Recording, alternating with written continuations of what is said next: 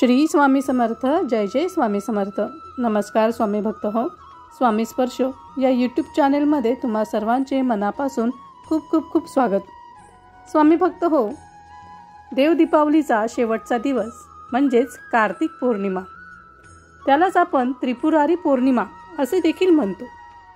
यंदाच्या वर्षी ही पौर्णिमा 15 नोव्हेंबर रोजी आलेली आहे. या दिवशी भगवान शंकरांनी त्रिपुरासुराचा वध केला. या विजयाचे प्रतीक म्हणून या दिवशी भगवान शंकरांच्या मंदिरात दीपोत्सव साजरा केला जातो. त्याचप्रमाणे ही पौर्णिमा धार्मिक दृष्टिकोनातून खूप महत्त्वाची मानली जाते. या दिवशी पवित्र नदीत स्नान, दान, पूजा आणि उपवास यांना विशेष महत्त्व आहे. मान्यतेनुसार कार्तिक पौर्णिमेच्या दिवशी गंगा नदी किंवा पवित्र नदीत स्नान केल्याने भगवान विष्णूंचा विशेष आशीर्वाद प्राप्त होतो. मात्र कार्तिक पौर्णिमा आणि कार्तिक स्वामींचा नेमका संबंध काय हे तुम्हाला माहिती आहे का? कार्तिक स्वामी म्हणजेच महादेव आणि पार्वतीचे पुत्र कार्तिक. कार्तिक स्वामींच्या मंदिराचे दरवाजे वर्षभर बंद असतात आणि केवळ कार्तिक पौर्णिमेच्या दिवशी एक दिवस उघडले जातात. या दिवशी भाविक कार्तिक स्वामींचे दर्शन घेऊ शकतात. आता तुम्हाला प्रश्न पडला असेल, असे का? तर आज मी तुम्हाला याचे उत्तर देणार आहे. त्यापूर्वी जर तुम्ही चॅनेलला नवीन असाल तर नक्कीच चॅनेलला सबस्क्राईब करा आणि अशाच माहितीपूर्ण व्हिडिओंच्या नोटिफिकेशनसाठी बेल बटन नक्की दाबा. कार्तिकीय हे भगवान शंकरांचे ज्येष्ठ पुत्र. एकदा भगवान शिव आणि माता पार्वती यांनी त्यांचे दोन्ही पुत्र गणेश आणि कार्तिकेय यांना सांगितले की जगाची परिक्रमा केल्यानंतर जो कोणी आमच्याकडे प्रथम येईल त्याची पूजा प्रथम मानली जाईल.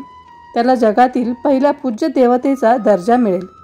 त्यानंतर कार्तिकेय आपला वाहन मोरावर स्वार होऊन तिन्ही लोकांची परिक्रमा करण्यासाठी निघाले.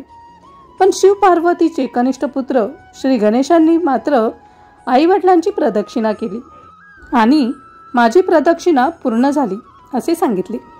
माता पार्वती यांनी विचारले, ते कसे? तर श्री गणेशांनी आईला उत्तर दिले की आई वडिलांमध्ये संपूर्ण जग सामावलेले आहे. गणेशाच्या बुद्धिमत्तेने प्रसन्न होऊन भगवान महादेवांनी श्री गणेशाला आशीर्वाद दिला की सर्व देवतांच्या आधी त्यांची पूजा केली जाईल. तेव्हापासून गणपतीला आद्य पूज्य देवता मानले जाते. कार्तिकेयाने जेव्हा जगाची प्रदक्षिणा पूर्ण केली आणि ते परत आले तेव्हा त्याने पहिले पूजनीय देवता म्हणून गणेशाची प्रशंसा सुरू होती ते पाहिले. सर्वांनी त्यांना प्रथम पूज्य देव मानले होते. त्यामुळे कार्तिकेय माता पार्वतीवर रागावले आणि त्यांनी स्वतःला गुहेत कोंडून घेतले आणि कोणालाही दर्शन न देण्याची शपथ घेतली. त्यांनी शाप दिला की त्यांचे दर्शन घेणारी स्त्री विधवा होईल आणि पुरुष 7 जन्म नरकात जातील.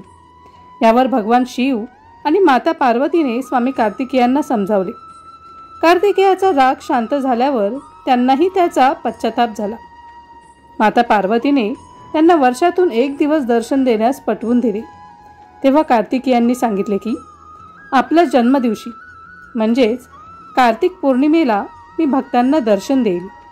त्यानंतर महादेवाने कार्तिक स्वामींच्या जन्मदिनी म्हणजेच कार्तिक पौर्णिमेला कार्तिकेचे दर्शन घेतल्याने भक्तांच्या सर्व मनोकामना पूर्ण होतील असे वरदान दिले. त्यामुळेच या धार्मिक मान्यतेनुसार कार्तिकेय स्वामींचे मंदिर वर्षातून एक दिवस उघडले जाते. तर हा सुवर्ण क्षण पुण्यदर्शन काल येत्या 15 नोव्हेंबर 2024 रोजी रात्री 9:55 ते उत्तर रात्री 2:55 आहे. आपल्या नजीकच्या कार्तिक स्वामी मंदिरात जाऊन सर्वांनी दर्शन घ्यावे. आपल्या आजूबाजूला जर कार्तिक स्वामींचे मंदिर नसेल तर त्या दिवशी सर्व स्वामी भक्तांनी आपल्या केंद्रात ठेवलेल्या भगवान श्री कार्तिक स्वामींच्या फोटोचे दर्शन घेऊन हार, नारळ व खडीसाखर ठेवून सन्मान करावा आणि कार्तिक गायत्री मंत्राचा एक माळ जप करावा.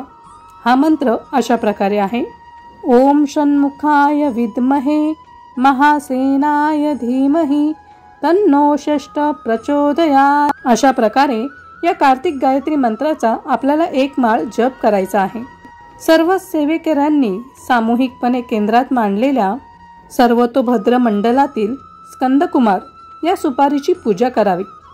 रात्री चंद्रोदयाच्या वेळेस पार्वती, संभूती, प्रीती, संतती, अनुसूया व क्षमा या 6 कृत्तिकांचे स्मरण करून स्वतःच्या घराच्या प्रवेशद्वाराच्या मागील बाजूस अष्टगंधाने कार्तिकेय, खड्गी, वरुण, हुताशन व सशुक अशी नावे लिहावीत व त्या नावांची पंचोपचार पूजा करावी।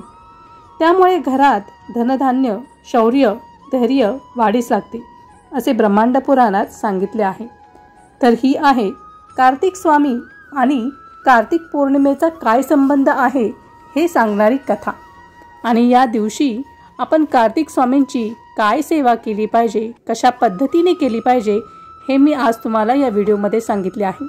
तर हा माहितीपूर्ण व्हिडिओ तुम्हाला कसा वाटला ते मला कमेंट बॉक्समध्ये नक्की कळवा आणि हा व्हिडिओ जास्तीत जास्त लोकांपर्यंत शेअर करा, लाईक करा। तोपर्यंत श्री स्वामी समर्थ, जय जय स्वामी समर्थ।